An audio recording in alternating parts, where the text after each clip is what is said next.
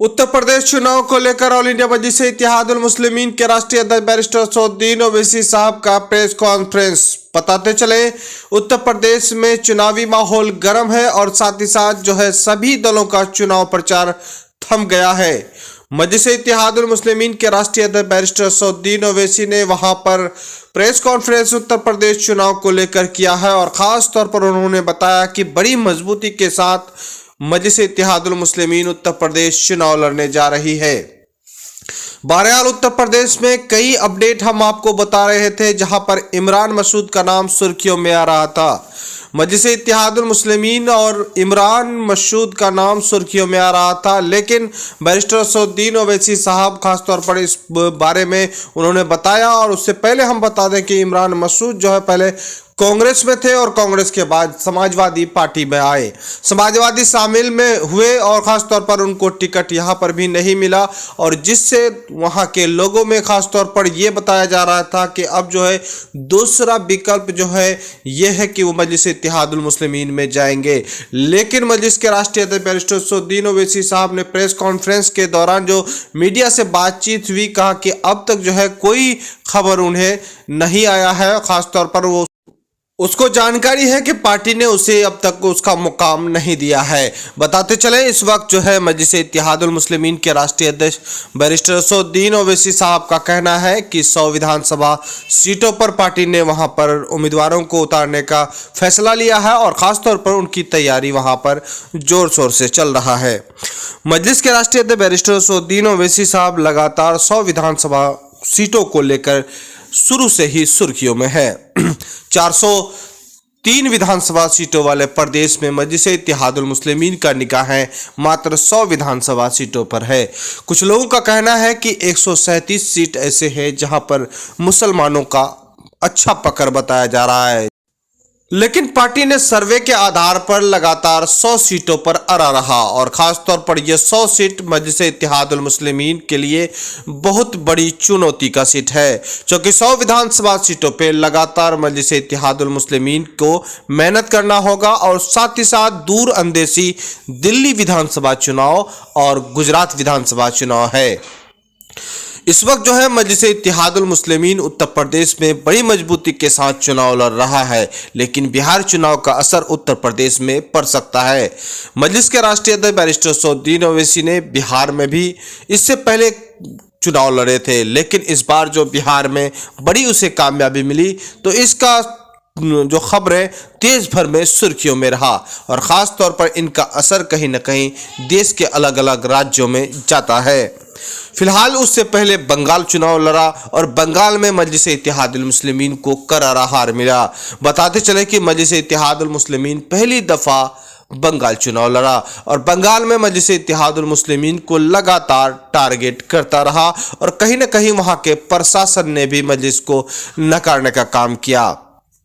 इस वक्त मजलिस इत्तेहादुल मुस्लिमीन बंगाल चुनाव से सबक सीखी है। शुरू से ही बंगाल चुनाव में लोगों के साथ, कई दलों के साथ वो गठबंधन करना चाहा, लेकिन आखिर उनका समीकरण फेल हो गया। लेकिन उत्तर प्रदेश में मजलिस के राष्ट्रीय अध्यक्ष बैरिस्टर असदुद्दीन ओवैसी शुरू से ही लग रहा था कि वहां पर किसी एक दल के साथ, फ्रंट के साथ गठबंधन होगा, लेकिन ऐसा नहीं। लेकिन उत्तर प्रदेश की जनता को पूरा एतमाद था कि अखिलेश यादव के साथ MIM का गठबंधन होगा, लेकिन अखिलेश यादव को छू तक नहीं आया और ख़ास तौर पर MIM पार्टी को अब तक वो हल्के में ले लिया है।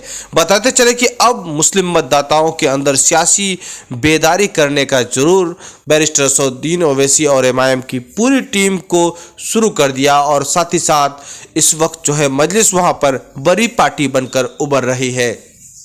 जैसा पिछले दिनों में एक टीवी चैनल की रिपोर्ट के मुताबिक वहां पर 19% से अधिक लोग MIM को पसंद कर रहे हैं। अब बताते चले कि इस वक्त मजलिस इत्तेहादुल मुस्लिमीन को अपने उम्मीदवारों को कामयाब करने का बस जुनून है। अब मजलिस के राष्ट्रीय अध्यक्ष बैरिस्टर असदुद्दीन ओवैसी साहब का उत्तर प्रदेश चुनावी प्रचार कैसा होगा, चूँकि ओमिक्रॉन दस्तक दे चुका है और ख़ास तौर पर लगातार जो है कई राज्यों में लॉकडाउन का सिलसिला जारी भी हो रहा है। इसी को देखते हुए अब उत्तर प्रदेश चुनाव में इनका असर पड़ सकता है और उत्तर प्रदेश चुनाव प्रचार किस तरह से होगा उसकी रणनीति खास तौर पर बैरिस्टर असदुद्दीन ओवैसी साहब तैयार कर रहे हैं। जैसा गुज़िश्ता कल उन्होंने प्रेस कॉन्फ्रेंस के दौरान बताया कि चुनाव आयोग के तरफ से जो भी गाइडलाइंस होगा उसको वो फॉलो करेंगे। 100 सीटों पे अपना उम्मीदवार उतारा है और 100 सीटों में अपने उम्मीदवारों को कामयाबी के करने के लिए पूरा तैयारी मजलिस-ए-इत्तेहादुल मुस्लिमीन का चल रहा है। अब तीसरे फहरिस्त का मजलिस के राष्ट्रीय अध्यक्ष बैरिस्टर असदुद्दीन ओवैसी और ख़ास तौर पर MIM के प्रदेश अध्यक्ष शौकत अली निकालेंगे। इसको लेकर लगातार जो है अब मजलिस जो है सुर्खियों पे आ रहा है क्योंकि वहाँ पर मजलिस-ए-इत्तेहादुल मुस्लिमीन मुसलमान सहित दिगर मजहब के लोग हिंदू भाइयों को भी अब टिकट दे रहा है।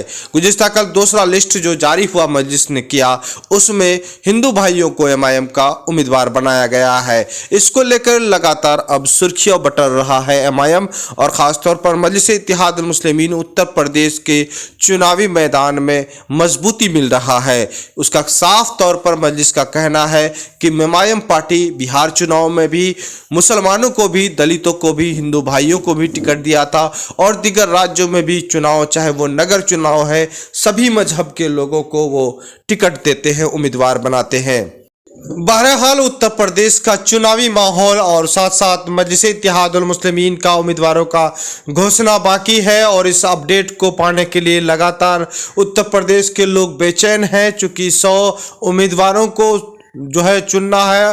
ख़ासतौर पर मजलिस-ए-इत्तेहादुल मुस्लिमीन बहुत धीमी गति से अपने उम्मीदवारों का लिस्ट जारी कर रहा है और ख़ास तौर पर इस वक्त मजलिस काफ़ी सुर्खियों में आ रहा है और ख़ास तौर पर मजलिस-ए-इत्तेहादुल मुस्लिमीन का निगाह है अब दिल्ली पर पड़ेगा। इसके बाद लगातार हम आपको उत्तर प्रदेश का अपडेट दिखा रहे हैं और ख़ास तौर पर मजलिस-ए-इत्तेहादुल मुस्लिमीन और दीगर सियासी पार्टी लगातार वहां पर किस तरह से रणनीति तैयार कर रहा है और क्या कर रहा है, लगातार आपको हम अपडेट दिखाए हैं।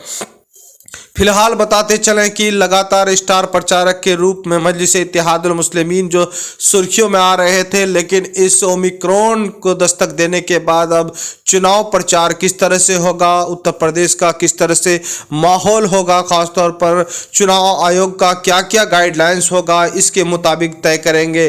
जिस तरह से बैरिस्टर असदुद्दीन ओवैसी साहब अपने प्रेस कॉन्फ्रेंस में किए कि चुनाव आयोग जो है वो किस तरह से गाइडलाइंस दे रहा है, उनके गाइडलाइंस के मुताबिक वो चुनाव प्रचार करेंगे। फिलहाल उत्तर प्रदेश में मजलिस-ए-इत्तेहादुल मुस्लिमीन के उम्मीदवारों का दूसरे लिस्ट का जो घोषणा होने के बाद अब तीसरे लिस्ट के ऊपर सारे लोगों की निगाहें हैं और ख़ास तौर पर मजलिस-ए-इत्तेहादुल मुस्लिमीन जो है इस वक्त जो है और दीगर सियासी पार्टियां लगातार इस पर पैनी नज़र बनाए हुए हैं और ख़ास तौर पर जोड़ तोड़ में लगे हुए हैं कि MIM जहां प्रत्याशी उतार रहे हैं, ख़ास तौर पर कौन कौन विधानसभा में कामयाब हो सकते हैं और कई दिग्गज का नाम सुर्खियों में आ रहा है। ख़ास तौर पर इस बार जो है मजलिस के बैनर तले में और ख़ास तौर पर उम्मीदवारी का दावा भी है कि कौन कौन चुनाव दिग्गज लड़ेंगे, खुद प्रदेश अध्यक्ष सुर्खियों में आ रहे हैं। फिलहाल नए अपडेट के लिए हम इंतज़ार कर रहे हैं। MIM के तरफ से अब तक कोई अपडेट नहीं आ रहा है।